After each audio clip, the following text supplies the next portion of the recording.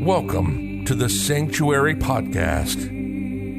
Angel Deer is a medicine man and offers his work on sacred land through shamanic healing, energy healing, sound healing, breath work, plant medicine, and workshops and events. The Sanctuary is a community for all those who seek healing, transformation, ancient wisdom, and a place to come together to create a new way of living and relating. This is the Sanctuary Podcast, and this is Angel Deer.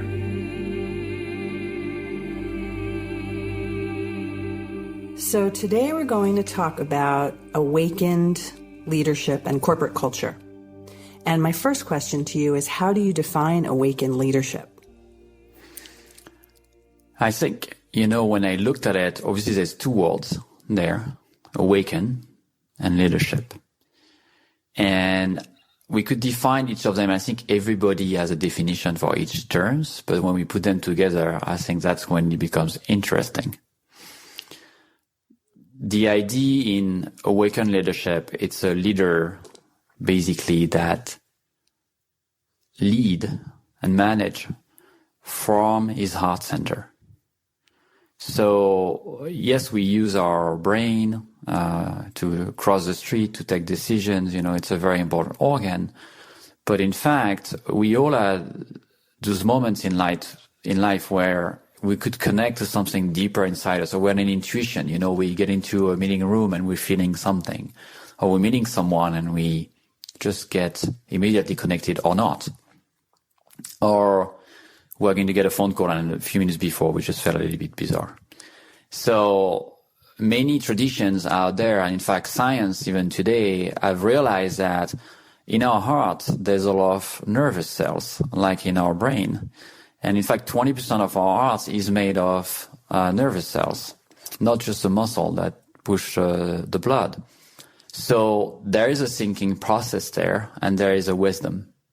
And to me, in my study and my education, business education, you never really talk about that. Right. You always educate the head and you say, if I need to know something, I need to learn something more. I need to add something and add knowledge and read about it. And the awakened leader is tapping into an inner wisdom that has always been there. And he uses that inner wisdom then into his brain, to direct his action, his words, his thinking. But there's something very subtle about it. It's a leader also that is completely in control of this one person, which is himself. It's always one thing I say to be a great leader if you manage 100 or 500 or 1,000 employees, but if you cannot manage the one that's in the mirror every morning, he gets angry. What have you got? Yeah, he gets angry and he can't control it. He gets anxiety. He can't sleep. But you don't control that one person. Is it true leadership? Do you think, because these are two words that modern culture is not that used to hearing in the same sentence, let alone in the same sort of catchphrase, if you will. Mm-hmm. Do you think that it's more timely now, more necessary now that this kind of thinking enters the corporate culture? Yes, I think the corporate culture is ready for it. Definitely, there is a lot of weight in the word awaken. Many people, connect that to, what's an awakening. The Buddha was called the awaken. That's what it means. So there's definitely some attachment of that word towards certain traditions or origins. But I like to detach it from it because I think it's a universal principle. Mm. You can have an awakening or see an awakened person in a child, in a simple person. You don't have to have millions of books or knowledge or MBAs to become that awakened person. So why do you think it is that people are more ready for this kind of leadership now than they ever have been before? Well, I think, we lived in a society 50 years ago in the West that was very controlled by, the family and usually one dominant religion. If you were from my country in France, it was a Christian religion, or a different country, it would be different, but there was a lot of weight on what you had to be and the way to become. There was one model, let's say. Yes. And then the worlds became really connected. So this internet device, plugged us to a whole new range of type of people and emotions and experiences. And people, by design, we all want to explore. We were in Europe and we were wondering what's on the other side of that ocean. And we were looking at the moon, probably since man exists, one day we'll go there. So I think there is this curiosity, to explore. And people today want to explore different things in their career, in their lives. They don't want to have a one life. That's one thing. And so it was easy for management or for leaders in the past to give a job to someone and to keep them for 40 years. Today, it's very different. People don't stay anymore, or they're very hard to hire. Some of the people I'm working with, some corporation, in fact, they're looking at awakened leadership aspects to be able to hire the new generation Z, because those smart young people come out of business school now and they don't want to stay 10 years or 20 years in the same company. Sometimes it takes many years to train someone in a business. Imagine if they leave after 3 or 4 years. Also, lifestyle has changed a lot. I think people put way more importance on having a very balanced work-life split. And a lot of ways of management from the past don't work anymore. But people, I think, love to work when they are passionate about it, when they look at their leaders as someone they really aspire to become, when they feel they are heard and understood, when they feel there is a space also for what they are, for their life purpose. And I think it's only not working because we don't integrate that. We're seeing people a little bit like a little machine and trying to get as much as we can from everybody. Yeah. So this is definitely time, and honestly, I think it's an emergency for the world and the society. I don't think, just making sustainable product, green companies is going to save the world. I think we need to look at the people, and we need to look at them one by one, starting by ourselves. You're listening to the Sanctuary Podcast with Angel Deer. While you're listening, browse the website at www.thesanctuaryheal.com. And American corporate culture is at the root of all of that. I'm curious if you feel like there's a gender divide when it comes to the receptivity of awakened leadership inside the corporate culture. I don't want to generalize, so I don't want to. I think I know what you're going to ask. Well, I think I feel like perhaps not even historically, recently, when it comes to more of the this sort of movement, these types of practices or awareness. I feel like it's possible that women may be more receptive in the workplace, whereas male CEOs and executives may not have been as receptive or also not as exposed historically. Do you think that that's a fair assessment, or is that really Yes, inaccurate? I think there is, factors obviously in genders. There is factor in culture. There is factors obviously in the way, society has been organized. Also what we learn, we learn very, very little. Little girls have to behave that way and little boys that way. Right. Little girls need to play with, dolls, and little boys need to play with cars. And is it really something we're born with, or is it something we're learning? The truth is definitely, if I just look at my own experience of people coming at workshops or classes, it's a majority of women. 80% of the people, that are, more open to it, let's say. But I don't think the guys are not interested. I think it's more an image issue.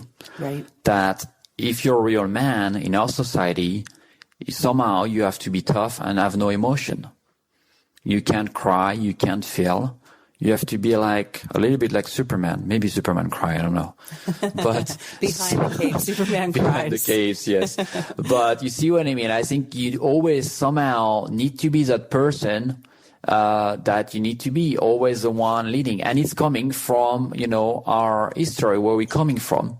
Traditionally, we live in caves, and the men were to be strong, going out for hunting, and at least that's what we believe, but we weren't. I guess we have proof for that, but do we know if women really stayed inside? Maybe they were going a little bit, but for sure, in society, traditionally, the men were the one that need to provide. I know he had to be strong to fight the elements, to fight nature, to fight the animals, to hunt, to fight, the invasions. Mm-hmm.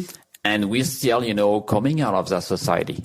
Today we're not really, hunted by other people too much. I mean, it depends where you live, sadly, but the food is pretty accessible, etc.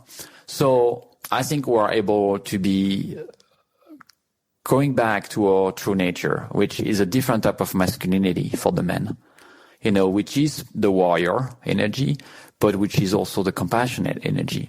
It's a protector. It's not the warrior just defending himself all the time. It's the one that's protecting. Right. The one that's taking care of the sacred. And feminine energy, in many ways need protection in our society. Right. It's also just there's strength in vulnerability. I just think it's been way harder for men to, again, have access or feel comfortable in that space. Yes, I think a lot of the healing process in people is very often for men to just accept that sensitivity is okay. To feel is okay. To sometimes not knowing is okay. To sometimes, saying I don't know is okay. And a lot of people that I see coming in workshop when on the male side, are very damaged because they have no outlet to express that, especially not in the corporate culture of today. It's very difficult. So I think if we bring that in, we can see profound transformation of those men and see a very different type of leadership from the men and from the women too, that don't have to behave like men anymore. That can just be women also, because it has also a negative side on the female, agenda. So in closing, would you say then that adopting more of an awakened leadership sensibility could actually make stronger leaders? This level of empathy and vulnerability that one can get to can actually help a corporate culture more than hinder it. Yes, I think, very often people that don't really understand why it's needed.